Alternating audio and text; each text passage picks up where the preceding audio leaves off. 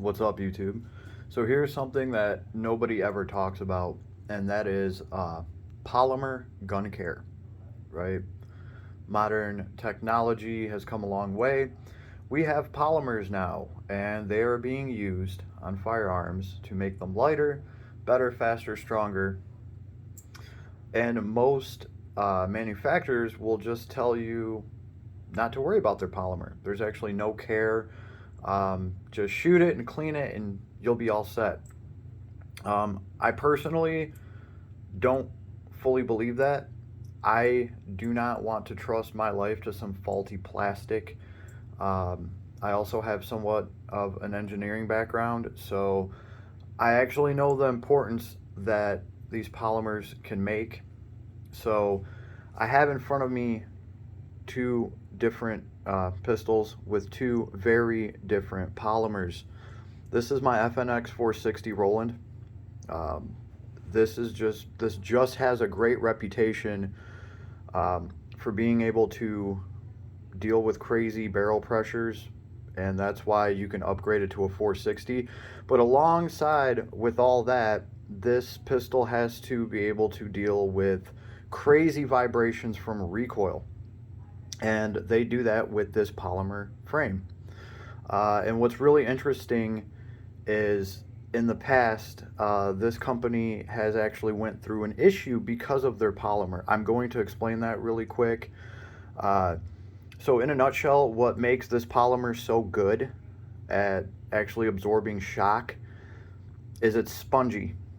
Okay, that means that this polymer can bend and flex and go back to its original form instead of just cracking and breaking. And that is what polymer is for a gun company. It's a special mixture that they got perfectly right. It needs to be just spongy enough to deal with the recoil, but it needs to be hard enough to be rigid enough for whatever we want it to do. And FN has just had a really good reputation as making good polymer that is very resistant to shock and recoil, and you can tell that. I have my own polymer test where I pretty much find an edge in the polymer and I smash my thumbnail into it, and I should be able to dig it should be spongy enough for me to dig my nail into just a little bit. And that's exactly what this is. Now, the downside of that is a long time ago, FN had an issue with one of their polymer batches, and these guns ended up getting made with such spongy polymer that you could squeeze you could squeeze the hand grip and actually flex it. They have since gotten that problem taken care of, but in my mind, that's why they had that issue, and I think it was an issue with the die. But that's what it is. This needs to be a certain amount of sponginess to deal with the shock and the recoil. So my SIG P365 over here, it doesn't have any of that going for it. This is a much harder polymer. It's a much harder plastic. I can't dig my nail into it at all. And it feels completely different. Like, this even feels a little spongy. This feels very smooth and hard. Like, it's hard to even... I can scratch that. I feel like if I pressed hard enough, if I really gave it everything, I could put a little gouge into this, a little scratch. I can't do that with this. This plastic right here is like rock freaking hard. This can get away with it because it's only a 9mm. It's only dealing with like 20,000 pounds of chamber pressure in there instead of 50,000 pounds from like a 460 Roland. So less ignition, less powder means less recoil and less shock going through the firearm. So I think that is why SIG can get away with using polymers like this. And it is a good feeling polymer. But what I'm going to say is this: under extreme recoil and shock, I would bet almost anything that this polymer would break. It would just crack and explode. Just because of its hardness. All right, it doesn't have that sponginess. So I'm just giving you guys, a quick rundown of what I think about polymers on pistols. Um, all of this that I was just talking about, it gets damaged by the sun. Okay, so however good your polymer is, under extreme UV rays, it's bad. It's like the oil in the polymer starts getting cooked out of it, and you end up with a drier, more brittle plastic. That is just the best way I can describe this. You don't want that happening to your polymer because, well, it's on a gun, and every single time you shoot, there's shock and there's recoil and there's vibration. So if your plastic dries out, that's when the shit crumbles. When I was a little kid, I had one of those Tonka bulldozers that had like a plastic bed in it, right? And I had that toy in my room. I was on a job site one day and I saw the same little plastic Tonka truck in like a fucking garbage dump. And I was like, oh, cool, I used to have one of those. And I pulled this thing out and the plastic literally just crumbled in my hand. And I remember thinking, damn, the one I got at home is still like intact. The thing's like 30 years old or whatever, but it's still intact. But the one that was out here in the sun, like as soon as you picked it up, the whole plastic bed just completely shattered. It was like it was a completely different material. And that's because it had been baking out in the sun and the plastic was slowly drying up. And then it becomes super brittle and boom. And we have some polymers that are already a little bit more brittle than others to begin with. So I want to make sure that that's never an issue for me. This is the stuff I use. Okay. Dr. Beasley's plastic conditioner.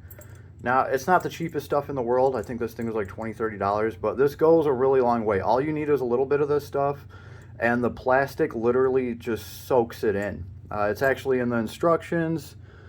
Make sure the surface has been thoroughly cleaned. Squeeze a small amount. Soft application. Massage plastic conditioner to the surface for several minutes. If product is fully absorbed within 10-15 minutes, a second coat is recommended. So like the polymer will actually absorb this stuff in, and it makes a huge difference. My FNX looks good because I keep it conditioned. So for anybody that has a bunch of polymer stuff, I would say get some of this, and every 6 months or something, you just put a little bit on a pad, just go over all of your polymer stuff. Why risk it, especially if they're polymer parts that are actually dealing with a lot of shock and recoil? Yeah, you better believe I'm going to be using plenty of plastic care products or plenty of this conditioner on this FNX 460. This is taking a lot of recoil, a lot of vibration. I want this polymer to be able to bend and flex a little bit and then to go right back to its normal shape. And that is why I'm going to keep using this stuff, because I already know that, there's a lot of stress here, right? That's what this pistol was built for.